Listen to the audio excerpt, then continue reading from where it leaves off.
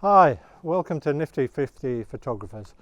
In today's video we're going to put into practice what I did in last week's video, show you how to use aperture and shutter priority. I've got my Sony a7 III with me, 24-70 lens, and let's go and find somewhere to shoot. We've come up onto the old canal. I've got my wife and my little dog Obi to assist us today. I'll introduce you to them in a minute. If you've not been on this channel before, my name is Richard Gill. I'm a professional photographer and I make tutorial videos showing you how to better know your camera, get the most out of it, and learn how to compose and edit your photos. This is mainly aimed at the over 50s, people with a bit of grey hair, or maybe not much hair left at all, so people of my generation. If you do like what you see here, please make sure you subscribe and hit that bell as well so you get notified when I next release a video. So we're looking for a location that's got a foreground, a middle ground and a background, and that's what we've got here. So we've got the seat on which Nick and Obi are sitting, then in the middle ground we've got some trees and the canal bridge, and in the background some hills on the right. So I'm going to take my first photo and set the camera to f4. We're in aperture priority, and there you go, f4 at an 80th of a second. So now we're going to do the second one at f8, and that's given us a shot f8 at a 30th of a second. So we're going to do our final shot now at f22. That's the highest I can get on this lens, on this camera. And there you go, it's come up again with a 30th of a second at f22. We're now going to have a look at those photos in a bit more detail. So if you take a look at the first one, you can see in the very foreground, the end of the bench is a bit blurry. Obi's tail is obviously blurry. And looking above that, the hills on the right hand side there, right in the distance, they're a little bit out of focus, not very sharp. In the middle ground there, the old canal bridge also looks a bit blurry, perhaps a little bit out of focus too. Now what I focused on was actually Nick, who's just telling Obi to be quiet there, and that's the bit that's perfectly in focus, and the rest of it is going around her. It's a bit out of focus, which I don't actually mind, and that's the kind of setting you would choose for a portrait. You really want the subject, your person, to be the one that's sharp and in focus. So let's take a look at the second shot now that was taken at f8. You see that the bench in the foreground is now much sharper. Nick, who's the main subject there, she's looking pretty sharp too. The hills in the distance look a bit sharper than in the previous one at f4, and the middle ground also looks nice and sharp, with the old canal bridge looking sharp, as well as the trees. So generally that's improved the depth of focus of the whole shot, and it's given us everything in focus pretty much from the foreground, the middle ground, and just the hills in the very far distance are just losing their sharpness. And if you ever want a default f-stop to go to, then f8 is a really great starting point, gives you generally a very good depth of field. So finally, let's look at the last shot, which was taken at f22. Now you'll notice the foreground again has started to go more blurry. I actually don't think Nick looks like she's perfectly in focus. It's not bad, but when you start to look at the middle ground and the distance, you'll see that generally they look a little bit better than the previous shots. It's probably a little bit hard to tell in this video, but they are a tiny bit sharper as I'm looking at them on the screen. And f22 is giving you a very good depth of focus again. Most of the shot is in focus. So now you've seen the kind of difference going from f4 to f22. So your depth of field is going from shallow to very long. We're going to repeat the process now, and we're going to set the camera to shutter priority and go through the 3 shutter speeds I recommended in the last video. So the first one was a 60th, and there you go, that's what the camera selected, f5 at a 60th of a second. So So we'll now move on to set the camera to a 2/50th of a second. And take that shot. And again, the camera's settled on f5. And we'll do the final shot at a 2,000th of a second. So here's the final shot at a 2,000th of a second, f4, and actually ISO 2000. So those of you who've been watching as you go along, well, you've seen I put the ISOs on there.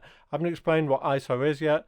I'll do that in my next video, but that's the third part of the equation of getting the light right in your camera and getting the correct exposure. Let me introduce you to the crew. So this is Nick and Obi. Hi.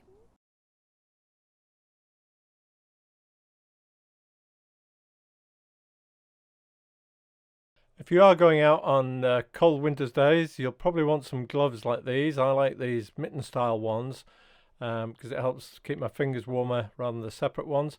But make sure you get some that you can reveal your thumbs in as well as your fingers. You particularly need your forefinger and your thumb to operate your camera if you want to press the shutter and obviously work the command dial. I'll put a link in the description of the video below so you can see the sort of thing I mean.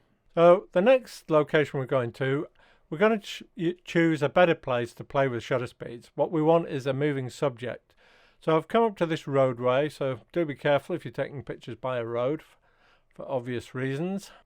So here I'm going to set my camera into shutter priority because what I'm interested in doing is freezing the action. And if you remember from my little cheat sheet, to get a picture of a fast moving vehicle, you're going to need about a 2,000th of a second. And that's frozen the action. Now if you've got a car coming straight towards you rather than going across your frame, then you will find you can get away with slower shutter speeds. And I'll do another shot facing that way now, and I think we'll get away with something like an 800th of a second this time, and that should give us a pretty sharp picture which still freezes the action. We've had a walk a little bit further along, and Nick has discovered these little fungus or spores. Actually they're called scarlet elf cups, so very appropriately named, and this is a great little shot for a close-up. So now I'd be thinking about using aperture priority mode because I'm not interested in having a big depth of field. What I'm interested in is Obi getting out the way, and then I can get a shot that's a bit closer in of the little fungus there. So I'm going to set my camera in aperture priority mode and a low, or a very wide aperture rather, so a low f number, f4.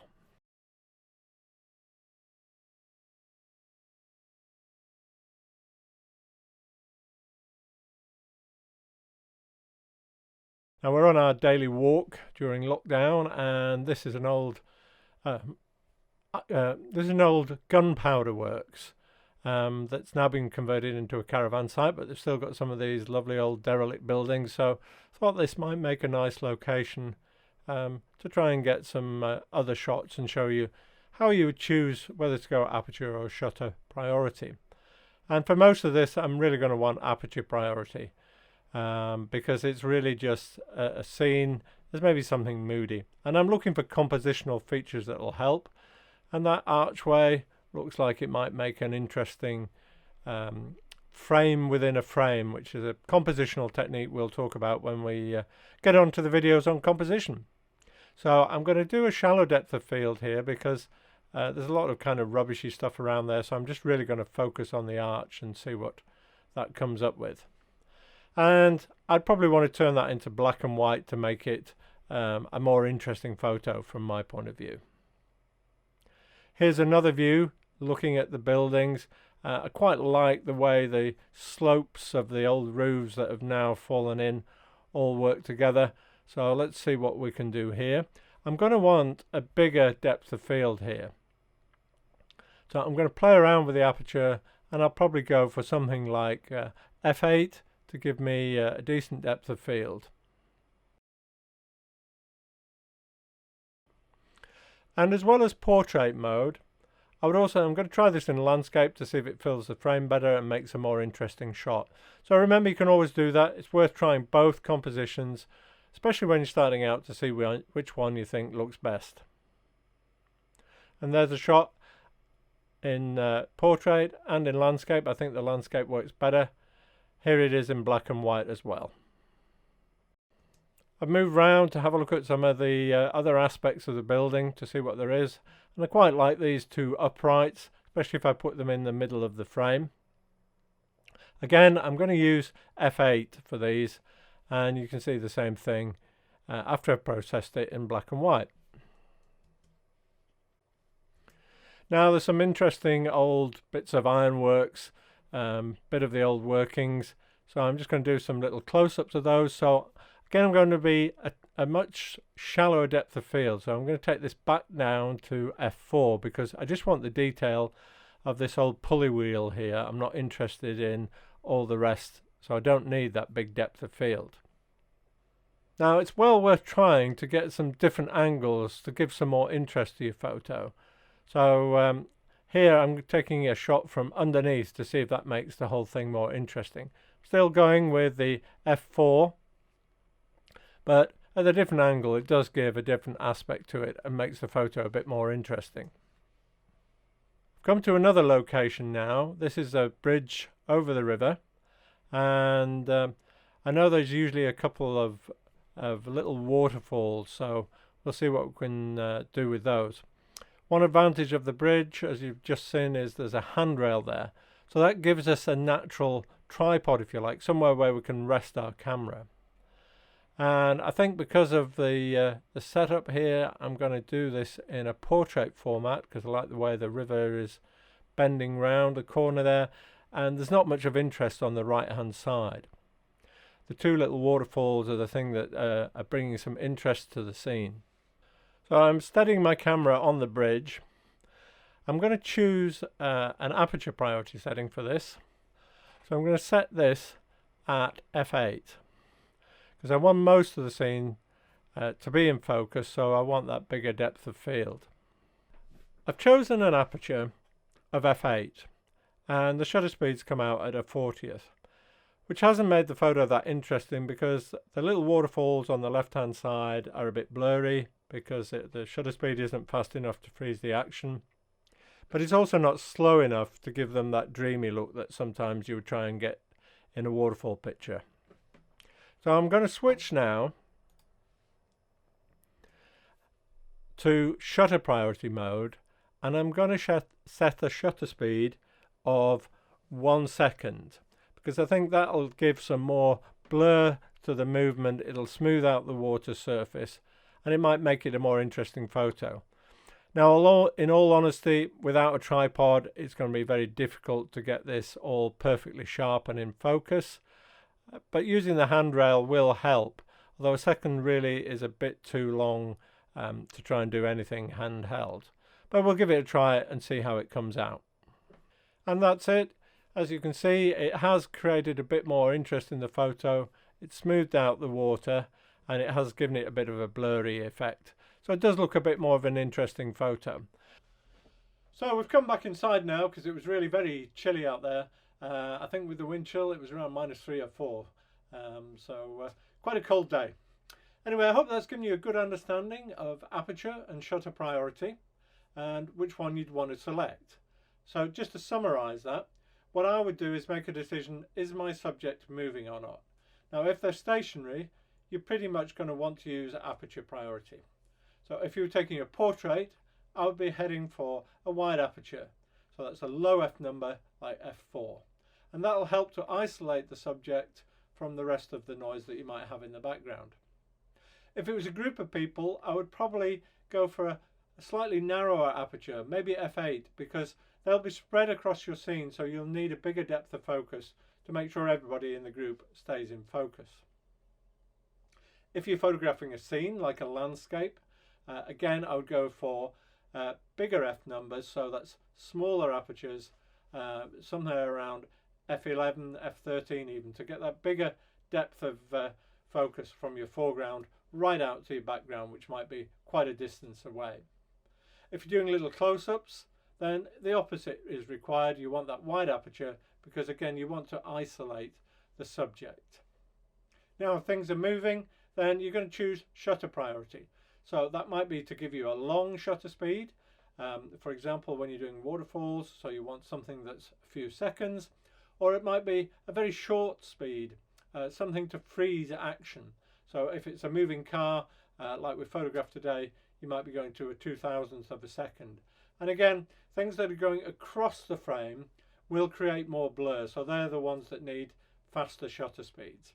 Something going away from you or coming towards you, you can get away with a slightly slower speed, as you saw when we used an 800th of a second with a car coming towards us.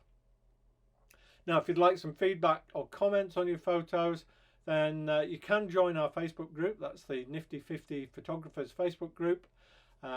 Just pop me a message in there and I'll let you join the group, and I'll try and answer any questions or comments you have in there. Do subscribe to the channel and tell your friends about it if you think it's useful for them. And in the next video, we'll be going to talk about ISO. This is the final part of the sort of lighting triangle of shutter speed, aperture and ISO. And once you've got that, you'll have total control of how to expose your photos correctly. So make sure you don't miss that one, and subscribe to the channel, and we'll see you next time.